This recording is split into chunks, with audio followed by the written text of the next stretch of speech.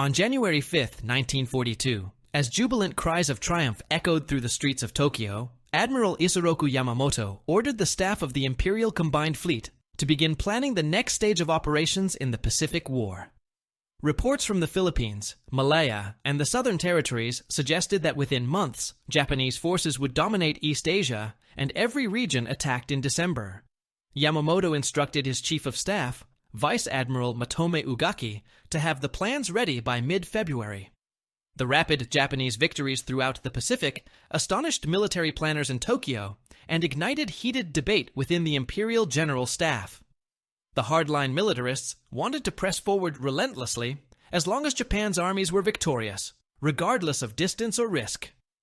Another faction, represented by Yamamoto, had been uneasy about waging war against the United States and Britain from the beginning.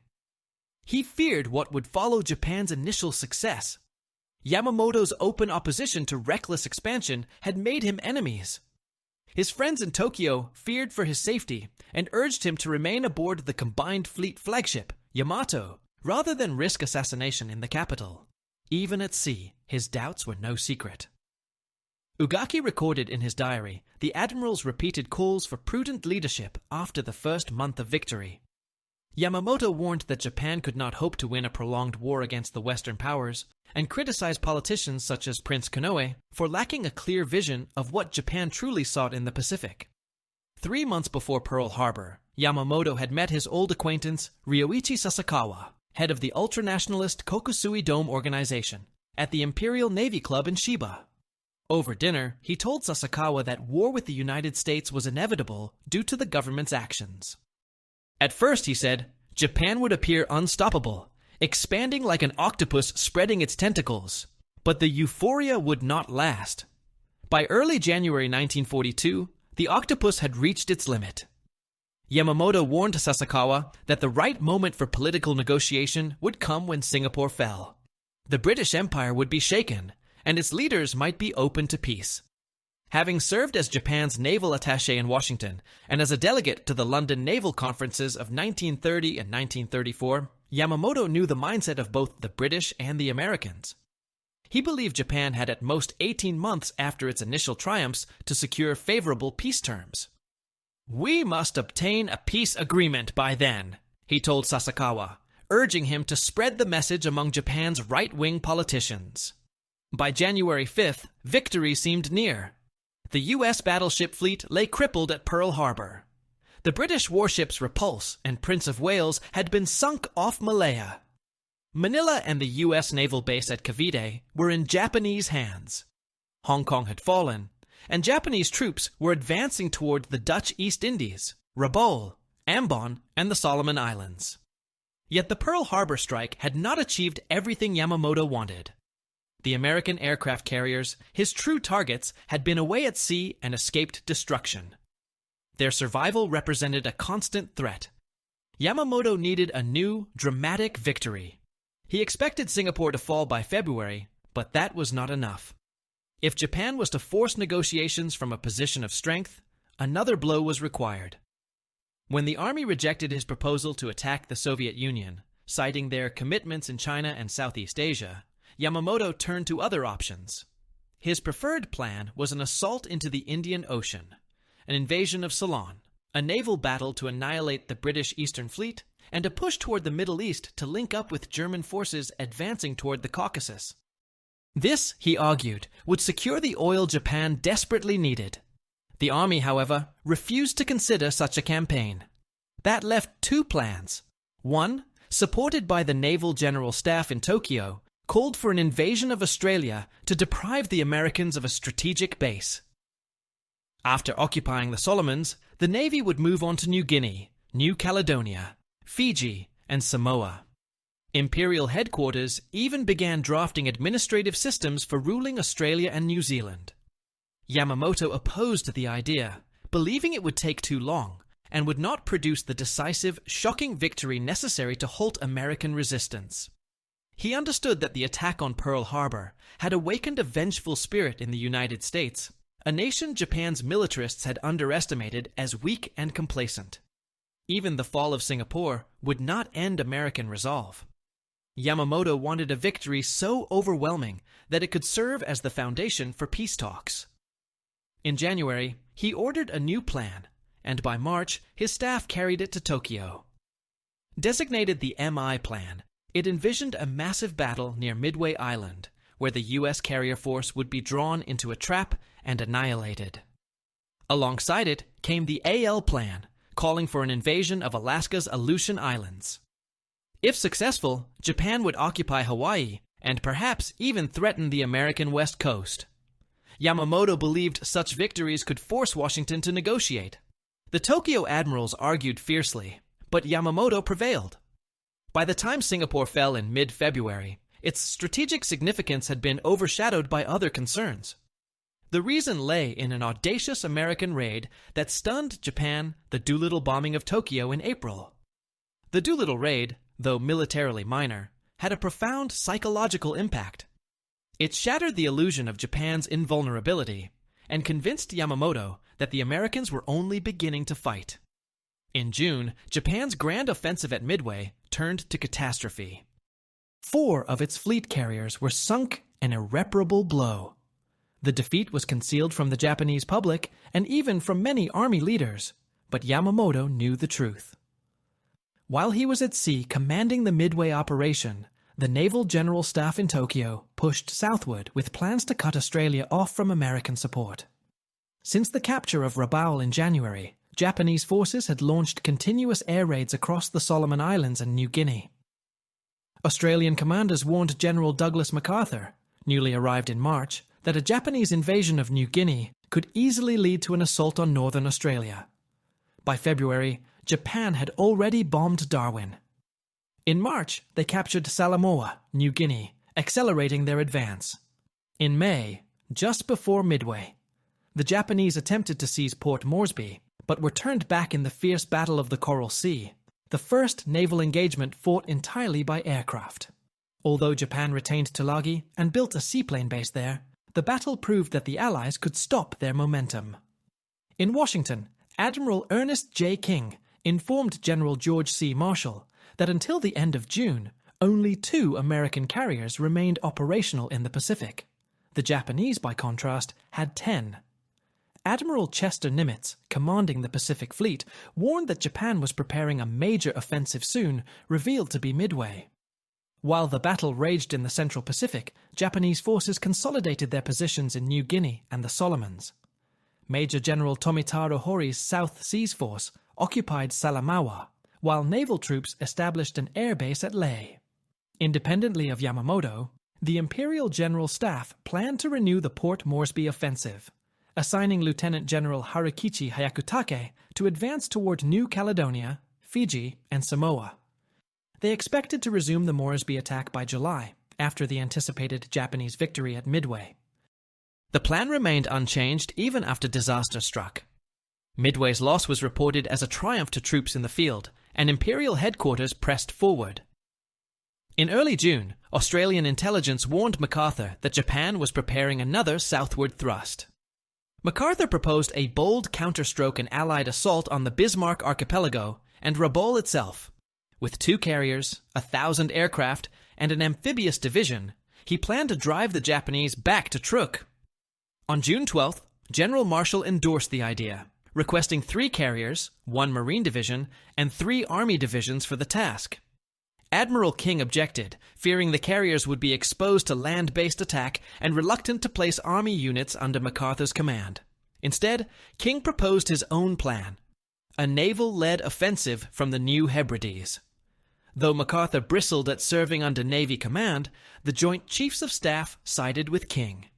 The Navy already had a defensive line in the South Pacific and required fewer resources.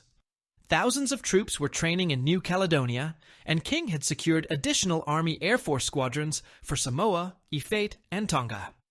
At San Diego, Admiral Wilson Brown and Marine Major General Holland Smith were ordered to develop new amphibious warfare techniques.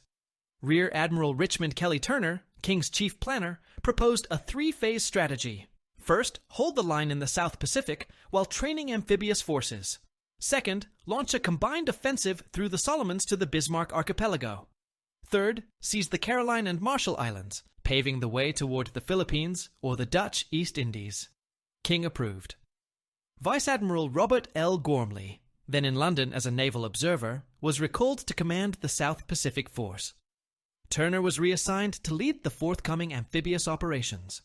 By May, as the Japanese pressed toward Port Moresby and Tulagi, Gormley departed Washington. He assumed command on June 19th after reporting to Nimitz at Pearl Harbor, just as Japan's next offensive in the South Pacific began. On May 22nd, an Army patrol plane spotted a Japanese reconnaissance aircraft photographing Guadalcanal. Within days, intelligence officers warned that the Japanese might be preparing to build an airfield on the island. On June 25th, another report noted burned grass on the Central Plain, new tents, and a wharf under construction at Lunga. An Australian coast watcher soon radioed that airfield construction would begin once Japanese pioneer units arrived. He even identified the 11th and 13th Pioneer Forces. At Pearl Harbor, radio intelligence confirmed the tip by intercepting a message that those units were due at their destination on July 4th. Rear Admiral Richmond Kelly Turner, passing through Pearl Harbor en route to organize amphibious forces, saw enough to fix the objective. He headed to Wellington and boarded his flagship, the transport USS Macaulay, a converted passenger liner. His task was to mold an amphibious force in a single month. Vice Admiral Robert L. Gormley traveled to Melbourne to confer with General Douglas MacArthur. Both men doubted the feasibility of a near-term amphibious assault. They worried about insufficient air cover, inadequate training, and undeveloped forward bases. On July 18th, they recommended postponement. Admiral Ernest J. King refused. He had warned Gormley that proper tools would be scarce until autumn, but the operation had to proceed. Gormley returned to New Zealand, frustrated by logistics. He failed to secure Seabees and other vital units on short notice. Supplies were loaded haphazardly aboard transports. Auckland's docks could have enabled a proper combat load, with material arranged for rapid unloading by priority. Instead, the ships went to Noumea, which lacked the necessary facilities. The schedule left no time to correct the mistakes. Intelligence also faltered. Everyone sensed that a major move was coming, yet Allied reports only casually mentioned the Guadalcanal airfield, and one placed it on the wrong side of the island. By late July, the Japanese had finished the strip. At Combined Fleet Headquarters, Admiral Yamamoto ordered the first staged missions from Rabaul to begin on August 14th. As overall commander, Gormley kept pressing for more aircraft and advanced bases. The responses he received only confirmed King's warning about shortages. Meanwhile, 17,000 Marines embarked from California, Pearl Harbor, Noumea, and Samoa. With time too short for a full commanders' conference, Rear Admiral Frank Jack Fletcher convened the key tactical leaders aboard the carrier Saratoga on July 28th. For the first time, the carrier, amphibious, and landing force commanders talked through the plan. Fletcher announced that he would cover the landings for only 2 days. He would not risk his carriers longer. Having lost Lexington at Coral Sea and Yorktown at Midway, he was wary of land-based air. The declaration chilled the room. Turner, more attuned to the global stakes, admonished that the decision to accept risk had been made and that their duty was to execute. A rehearsal at Koro Island in the Fijis ran from July 28th to 31. Only about a third of the troops got ashore, and confusion reigned once they did. Major General Alexander Vandegrift judged the exercise a failure, but there was no time to redo it. The Marines re-embarked and sailed. On August 6th, the task force of roughly 75 ships closed the Solomons under rain squalls. At dawn on August 7th, the weather cleared. General quarters sounded at 0530. At 0600, the carriers Wasp, Saratoga, and Enterprise launched their first strikes. Assigned targets included Guadalcanal's Lunga Point, Tulagi, and the seaplane bases on Gavutu and Tanambogo. At 0612, Tulagi's communication station broadcast a terse alarm that enemy bombardment was underway. The message went to the 4th, 6th, and 8th Fleets, to Yamamoto, and to Imperial headquarters. By then, Enterprise fighters under Lieutenant L. H. Bauer had already strafed Lunga's buildings. Other fighters flew combat air patrol over the transports. Dive bombers and torpedo planes hit Tulagi and Lunga repeatedly. The Japanese offered no air reply that morning. On Gavutu, American attacks were devastating. The first wave arrived low over the water and destroyed 9 float planes, a 4-engine Kawanishi flying boat, and 8 more seaplanes used for reconnaissance and bombing. Pilots who tried to take off were shot down on the steppe. None of the seaplanes survived. Before dawn, Marines on the transports glimpsed the high mountains of their objective. The convoy threaded the narrows between Guadalcanal and Savo into Sealark Channel. Cruisers and destroyers opened fire at first light. Oil dumps and shore dumps burned furiously as shells landed. At 0800, after 2 hours of bombardment and airstrikes, landing craft churned toward the beaches east of Lunga Point. At 0900, Vandegrift's Marines came ashore on Guadalcanal against no organized resistance. Japanese construction troops had fled inland. The Marines found new wooden barracks, tables set with rice, meat, and plums, chopsticks dropped mid-meal, tents torn by shrapnel, and work sites hastily abandoned. The ease of the initial advance tempted overconfidence. Across the channel, Lieutenant Colonel Merritt, Red Edson's 1st Marine Raider Battalion, supported by the 5th Battalion, 2nd Marines, met fierce opposition on Tulagi. About 250 men of the Yokohama Air Group Detachment under Captain Masaki Miyazaki held prepared positions. The terrain was harsh. Dense jungle, vines, and thorny bougainvillea covered the northwest. Edson planned to seize the island's central ridge and clear south along the crest, but hacking a mile and a half through the growth took 3 hours. Emerging onto higher ground, the raiders encountered the main Japanese defenses. Machine guns sighted in interlocking arcs swept dugouts and rock embrasures along the slopes. The Marines adapted by crawling up the cliffs, dropping dynamite and grenades into positions, then rushing the breaches. Even so, every pit had to be assaulted twice. In one dugout, 17 defenders died under charges. 2 more, feigning death, shot Marines who entered to retrieve a radio before being killed. Snipers tied into trees or hidden behind rocks took a steady toll, often waiting for the leading element to pass before firing into its rear. The small-caliber Japanese rounds produced many wounds, burdening the attackers' aid chains. By afternoon, the raiders had pushed to a 3-sided ravine whose floor had once been a British cricket ground. The slopes bristled with machine guns. Crossfire halted further advance, and Edson consolidated as darkness fell. That night, the Japanese counterattacked with characteristic ferocity. Around 22:30, they slipped between companies, surrounded one, and drove toward Edson's command post. The raiders fought from foxholes and in the open with rifles, automatics, grenades, and knives, finally throwing the attackers back. One company lost half its non-commissioned officers. On August 8th, fresh Marines landed on Tulagi, bringing the total there to about 7,500. Edson's raiders and the 5th Marines renewed the push along the ridge. One by one they reduced caves on the cricket ground's steep sides. From a single cavern, Marines hauled out 35 dead. The pattern became clear. Japanese combat troops fought to the last unless ordered to withdraw. Surrender would be rare, and tricks with hidden pistols or grenades made accepting capitulation dangerous. The raiders adjusted accordingly. By the second day, Tulagi was effectively in American hands, though snipers lingered. Individual actions hinted at the fighting's brutality. Gunnery Sergeant Angus Goss tried grenades, then a satchel charge against a cave whose defenders kept throwing explosives back. Wounded by a rock splinter, he stormed the entrance with a submachine gun, killing 4 inside and finding 8 already dead. At Gavutu and Tanambogo, the landings met even stiffer resistance. Initial waves faced only rifle fire, but by the second and third waves, the defenders had coordinated, and accurate fire raked the beaches and boats. Each island rose to a modest hill of about 150 feet, high enough to dominate approaches. The Japanese sighted automatic weapons on the slopes in mutually supporting positions. Every position had to be taken by direct assault. Tanks landed with early waves on Tanambogo, but the defenders jammed crowbars under tracks, hurled grenades, and tried to ignite vehicles with gasoline-soaked rags. In one tank, the commander opened the hatch to fire the machine gun and killed 23 attackers before a Japanese soldier climbed up and stabbed him through the opening.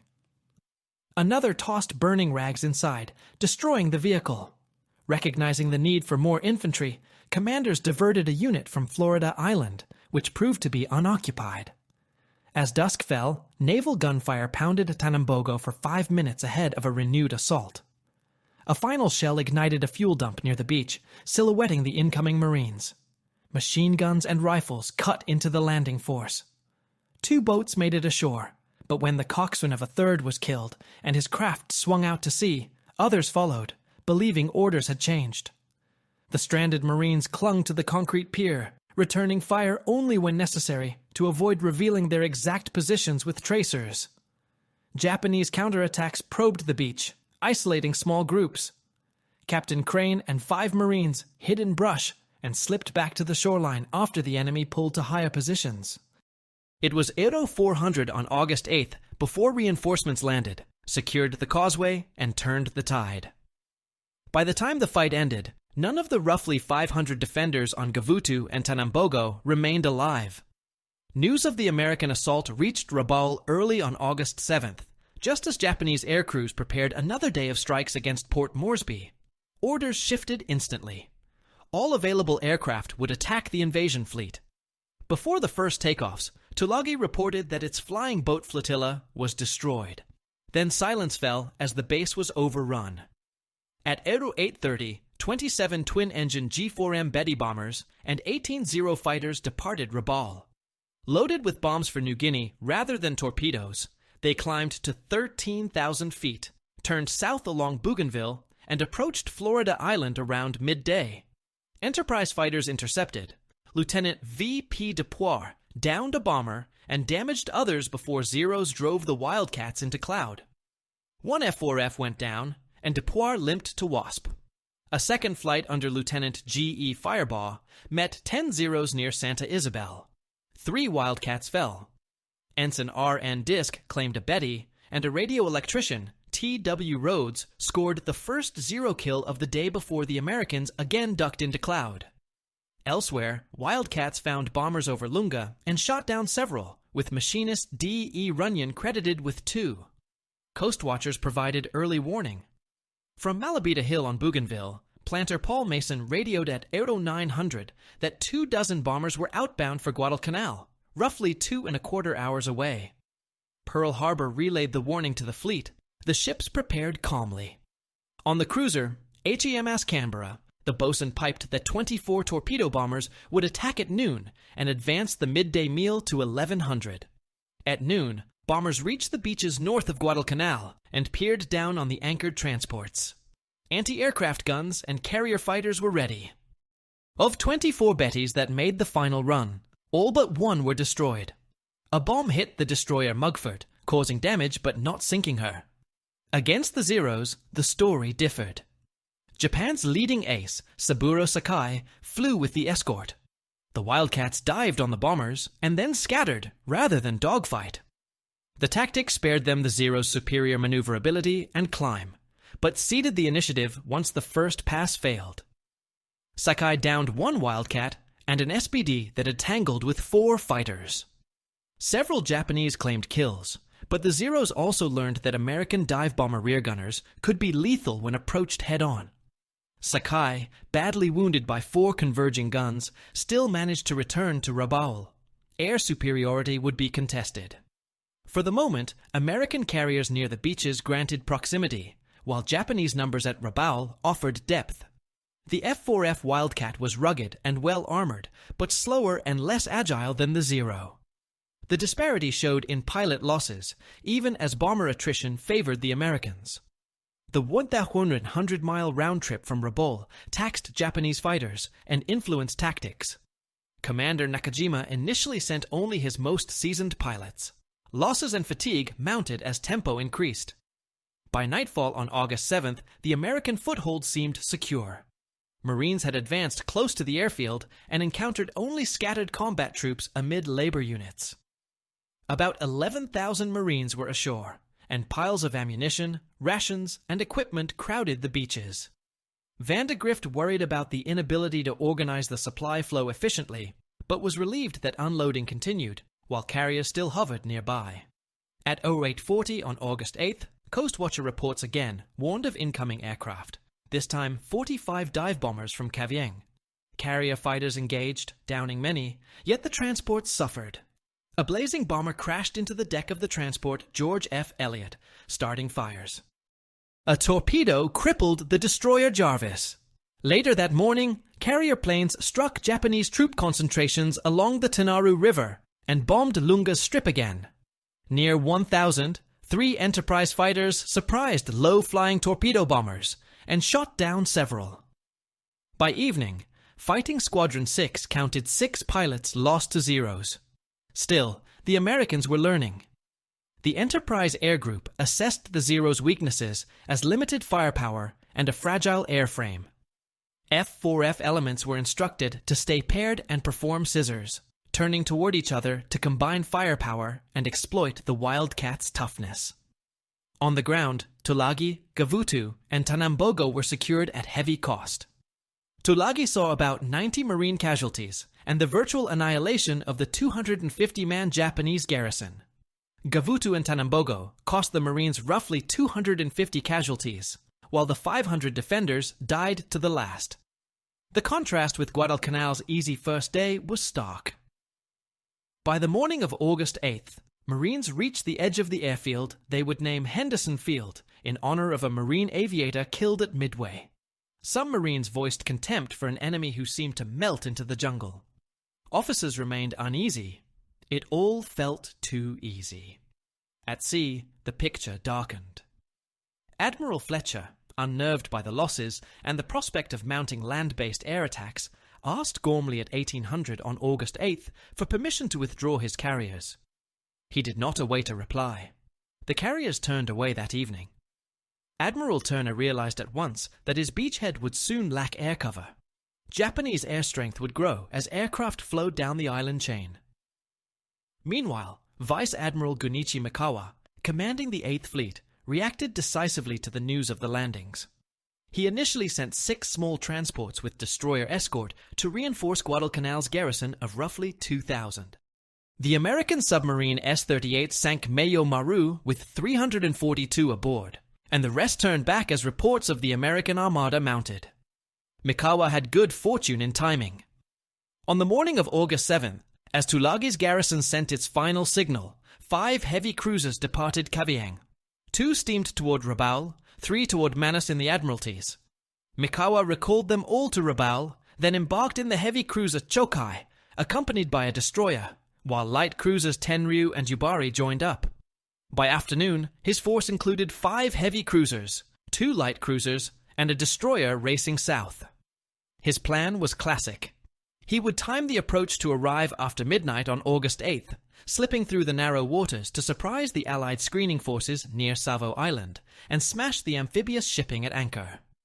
A night battle avoided American carrier air and played to Japanese strengths in night fighting and torpedo tactics. The problem was to pass unseen. American reconnaissance failed to connect the dots. Army B-17s had sighted cruisers moving toward Rabaul. The S-38 reported contact in St. George's Channel on the evening of August 7th. Commanders discounted both as routine traffic for a major forward base. Gormley, responsible for coordination, depended on multiple air arms for search coverage. General MacArthur's B-17s and Australian units were tasked to watch the Bismarcks and Rabaul. Admiral John S. McCain's land-based Navy patrols focused on Truk and the Marshalls. Fletcher's carrier groups were to fly short-range searches, but flew none. Turner understood that a northern approach existed down the long, island-studded trench from Bougainville past New Georgia and Santa Isabel to the waters between Florida Island and Guadalcanal. The Americans soon called that route the Slot. On August 8th, PBYs were scheduled to sweep arcs from Nandi, Espiritu Santo, and Malaita, but the pattern left the slot inadequately covered. Turner requested a specific search of the slot for the next day. Somewhere between his flagship, McCain's headquarters, and the seaplane tender Mackinac at Malaita, the message was lost. The search was never flown. The most obvious avenue for a Japanese surface force lay open, That evening, August 8th, the Japanese task force under Vice Admiral Mikawa steamed swiftly down the slot toward Guadalcanal. The heavy cruisers Chokai, Aoba, Kako, Kinugasa, and Furutaka led the column, followed by the light cruisers Tenryu and Yubari, and the destroyer Unagi. Their route hugged the coasts of Bougainville and New Georgia under a moonless sky. At about 2200 hours, the ships passed the northern tip of Kolombangara and entered the waters between New Georgia and Santa Isabel. They were less than 200 miles from their unsuspecting enemy. On the American side, the covering force under British Rear Admiral Victor Crutchley, RN, was arrayed in a circular screen around the transport anchorage off Guadalcanal and Tulagi. Crutchley's command included 8 cruisers, 5 American and 3 Australian and 15 destroyers. Their mission was to protect Admiral Turner's transports unloading supplies for the Marines. Yet the dispositions were loose, coordination poor, and radar unfamiliar to most commanders. The U.S. cruisers, Quincy, Vincennes, Astoria, and Chicago, formed a northern group near Savo Island, while the Australian Canberra and U.S. Chicago guarded the southern approaches. Pickets of destroyers fanned outward, but gaps remained. That night, the weather was hot and oppressive. Lightning flickered over the mountains of Guadalcanal, briefly illuminating clouds of steam rising from burning fuel dumps ashore. At 20:30, Admiral Crutchley was called to a conference aboard Admiral Turner's flagship Macaulay to discuss unloading progress and defense arrangements.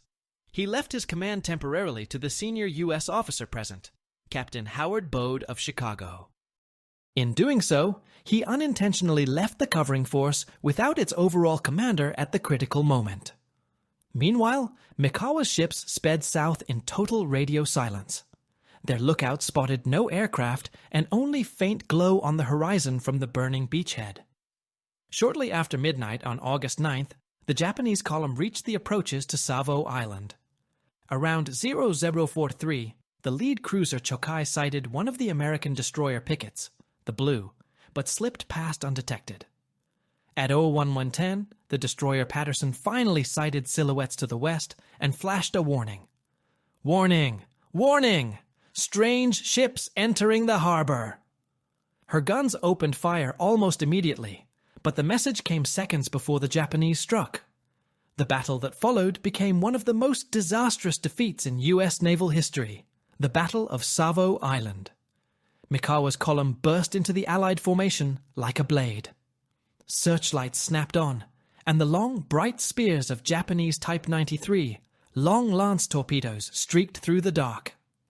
The first salvo ripped into Canberra, catching the Australian cruiser with shells and torpedoes that turned her into a burning wreck within minutes. The Chicago, maneuvering wildly to avoid collisions, was hit by a torpedo that blew a hole in her bow. Moments later, the Japanese turned north and fell upon the U.S. Northern Group. Astoria, Quincy, and Vincennes were caught broadside, their crews stunned by the sudden onslaught. Searchlights blinded the gunners. Heavy shells rained down. Quincy took multiple hits that ignited her fuel tanks. Vincennes and Astoria also caught fire. Torpedoes finished the work.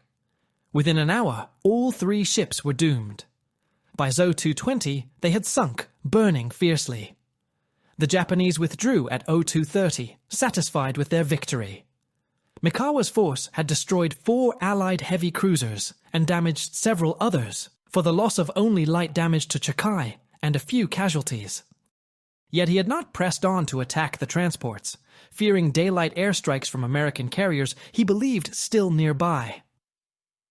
Unaware that Fletcher had already withdrawn his carriers, Mikawa turned north toward Rabaul before dawn. At sunrise, survivors clung to wreckage as fires still burned on the water. The Marines on Guadalcanal could see columns of smoke rising from Savo Island and feared that the transports had been destroyed. Admiral Turner ordered all transports to suspend unloading. By the morning of August 9th, the U.S. Navy had suffered its worst defeat at sea since Pearl Harbor. Despite the naval disaster, the Marines ashore held firm. By August 10th, they had established control of the airfield and surrounding area. Engineers began repairing and extending the strip using captured Japanese equipment. They renamed it Henderson Field in honor of Major Lofton Henderson, a Marine aviator killed at Midway. The first Japanese countermeasures came quickly. Yamamoto, shocked by the American landings, ordered the immediate recapture of Guadalcanal. Troops from Rabaul and Truk began organizing for what would be called the Guadalcanal Reinforcement Operations. Meanwhile, Japanese aircraft from Rabaul launched daily raids against the marine perimeter. On August 12th, the first of many bombings hit the beachhead. The Marines, lacking adequate air cover, could only crouch in foxholes as bombs pounded their positions. By mid-August, the Marines had about 11,000 men ashore, facing roughly 2,000 scattered Japanese troops. General Vandegrift ordered his units to dig in deeply around Henderson Field. Supplies remained disorganized, stacked in confusion along the beach, and food was running short. The heat and insects were oppressive. Dysentery and malaria began to spread through the ranks. On August 20th, help finally arrived from the sea, the first American fighters to operate from Henderson Field. 18 F-4F Wildcats and 12 SBD Dauntlesses, flown in from the escort carrier Long Island, landed on the rough coral strip. Their pilots called themselves the Cactus Air Force, after the Allied code name for Guadalcanal. For the first time, the Marines had their own air cover. Japanese reaction intensified. Admiral Yamamoto ordered a series of naval and air offensives, codenamed Car operations, to destroy the American foothold. The first came on August 21st, when Colonel Kiyonao Ichiki led a force of about 900 men from the 28th Infantry Regiment in a night attack on the marine perimeter east of Henderson Field, along the Tanaru River. Convinced that the Americans were few, Ichiki charged straight into the Marine lines. The Battle of the Tanaru, or Alligator Creek, as the Marines called it, was brief and brutal. At era 1:30, Japanese troops shouting, "Banzai!" hurled themselves across the sandspit under heavy machine gun fire. Marine positions, supported by mortars and 37mm cannons loaded with canister, cut the attackers down. At dawn, tanks counterattacked, crushing the remaining Japanese. Of Ichiki's battalion, fewer than 100 survived. Ichiki himself committed suicide rather than be captured. The engagement demonstrated that Japanese infantry courage alone could not overcome American firepower and discipline. In response, Tokyo resolved to send larger forces. On August 23-25, Admiral Chuichi Nagumo's carrier force, Shokaku, Zuikaku, and Ryujo sailed to cover reinforcements and strike Henderson Field. This led to the Battle of the Eastern Solomons, the second major carrier clash of the campaign. On August 24th, American aircraft from Enterprise and Saratoga attacked Ryugo, sinking her with bomb and torpedo hits. In return, Japanese planes damaged Enterprise, but failed to destroy her. The Japanese convoy turned back to Rabaul, leaving the Marines isolated but still holding the island. From late August onward, the campaign settled into a grinding struggle for control of the air and sea around Guadalcanal. Each night, Japanese destroyers, dubbed the Tokyo Express by the Americans, raced down the slot to deliver troops and supplies under cover of darkness, then withdrew before dawn. By day, American aircraft from Henderson Field attacked any ships within range. The skies above Cactus became a constant battleground. Meanwhile, life for the Marines was harsh. Food dwindled to 2 meals a day of captured rice and tinned rations. The heat, humidity, and malaria sapped strength. Foxholes filled with water during tropical downpours. Yet morale remained high. They had survived the landings, repelled the first major assault, and new reinforcements were coming eventually. In September, the Japanese committed their next major force, the Kawaguchi Detachment, about 3,500 men, under Major General Kiyotake Kawaguchi. They landed east of the marine perimeter and began a difficult march through jungle and swamps toward Henderson Field. The Americans, warned by coast watchers, prepared defenses along the ridgeline south of the airfield. From September 12 to 14 came the Battle of Edson's Ridge, also known as Bloody Ridge. Edson's Raiders and Parachute Battalion held a narrow ridgeline against repeated night assaults by Kawaguchi's men. Wave after wave of Japanese charged through the darkness, their shouts echoing across the hillside. Flares lit the scene. Mortars and machine guns mowed down attackers who got within yards of the command post. By dawn on the 14th, hundreds of Japanese lay dead on the slopes. The Americans held, but barely Edson's battalion suffered nearly one-third casualties. The defeat convinced the Japanese command that retaking Guadalcanal would require far greater force. Reinforcements poured into Rabaul for another offensive, while Japanese cruisers and destroyers continued their nightly bombardments of Henderson Field, trying to disable the airstrip. Every morning, Seabees and Marines filled craters and patched the runway under enemy fire, keeping it operational. By early October, the struggle for Guadalcanal had become the central battle of the Pacific. Yamamoto poured in ships and aircraft to crush the American foothold before the U.S. industrial might could fully turn east. The Americans, short of everything but determination, clung to their thin perimeter around the strip that had become the symbol of resistance, the lifeline of the Pacific War. By early October 1942, Guadalcanal had become the focal point of the Pacific War. The Japanese command in Rabaul, now under intense pressure from Tokyo, planned a new major offensive to annihilate the American presence. Admiral Yamamoto ordered reinforcements totaling nearly 20,000 men to be delivered to the island. They included troops from the 2nd Infantry Division and supporting artillery. The aim was clear: destroy the Marine garrison, recapture Henderson Field, and turn the tide of the campaign. Every night, Japanese destroyers braved American air patrols to deliver soldiers and supplies in what Allied forces called the Tokyo Express. Each dawn, aircraft from Henderson Field, now numbering several dozen fighters, dive bombers, and torpedo planes, rose to strike at any ship still within range. Both sides suffered heavy losses, but the Marines held the advantage of proximity. Their airstrip was the key to controlling the seas by day. For the Marines, life on Guadalcanal was a test of endurance. Malaria, dysentery, and malnutrition spread through the ranks.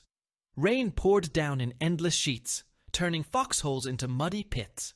Ammunition was limited, rations were short, and sleep was constantly interrupted by nightly bombardments or air raid alerts. Yet morale endured. The men referred to themselves as the Cactus Marines, taking pride in holding the first ground won from Japan in the Pacific. On October 11th, the Japanese prepared to deliver the next major reinforcement convoy, protected by a strong escort of cruisers and destroyers. U.S. naval forces under Rear Admiral Norman Scott, aware of Japanese movements through Coast Watcher reports, sailed to intercept. The encounter that followed became known as the Battle of Cape Esperance. Shortly before midnight on October 11th S-12, radar aboard the U.S. cruiser Helena detected enemy ships near the northwest tip of Guadalcanal. Scott's task force, including the cruisers San Francisco, Boise, Salt Lake City, and Helena, with accompanying destroyers, opened fire first. The Japanese, caught by surprise, were sailing in column, unprepared for contact. In less than half an hour, the Americans achieved a rare night victory. The Japanese cruiser Furutaka and destroyer Fubuki were sunk, and other vessels heavily damaged. U.S. losses were modest, though Boise and Salt Lake City were badly hit. The victory lifted Allied morale, proving that the U.S. Navy could fight the Japanese effectively at night when radar was used properly. Still, the Japanese convoys continued. By mid-October, more than 15,000 fresh troops had landed. They brought artillery and tanks for a massive attack on Henderson Field. At the same time, Yamamoto ordered a naval bombardment to soften the defenses. On the night of October 13-14, the battleships Kongo and Haruna approached within 18 miles of the airfield and unleashed nearly 1,000 shells. Explosions rocked the island. Fuel dumps and aircraft burned. The runway was cratered end to end. It was the heaviest shelling the Marines had yet endured. At dawn, Henderson Field looked devastated, but Seabees and engineers worked frantically, filling craters with coral and leveling the strip by midday. By afternoon, fighter patrols were once again airborne. It became the defining symbol of Guadalcanal, the runway that could not be silenced. On October 23rd, the Japanese launched their all-out ground assault. Lieutenant General Harukichi Hyakutake, commanding the 17th Army, believed the Marines numbered fewer than 10,000. In reality, they now had more than 20,000 men with reinforcements and artillery. The Japanese attacked from the west, center, and south, converging on the Lunga perimeter. The fiercest fighting took place along a low ridge west of Henderson Field, later known as the Battle of Henderson Field, or the October Offensive. Waves of Japanese infantry charged through rain and darkness, screaming their battle cries. Marine machine guns, artillery, and mortars tore into them. Tank support failed to penetrate the defenses. By dawn on October 25th, hundreds of Japanese bodies lay before the wire. The attacks continued through the night of the 25th or 26th, but by morning the assault was broken. Nearly 3,000 Japanese were dead. Marine losses numbered fewer than 100 killed. The destruction of Hyakutake's offensive marked a turning point. The Japanese army never again mounted a successful coordinated ground attack on Guadalcanal, but Yamamoto was not yet ready to concede. At sea, he assembled the most powerful force since Midway to deliver a decisive blow. The ensuing Battle of the Santa Cruz Islands took place on October 26th. American carrier forces, Enterprise, and the new Hornet faced the Japanese carriers, Shokaku, Zuikaku, and Zuiho, supported by battleships and cruisers. The battle was fought entirely by aircraft. U.S. dive bombers heavily damaged Shokaku and forced Zuiho out of action, but Hornet was hit repeatedly by bombs and torpedoes, abandoned, and later sunk by Japanese destroyers. Enterprise was also damaged, but survived. Though tactically a Japanese victory, the cost in veteran air crews was crippling.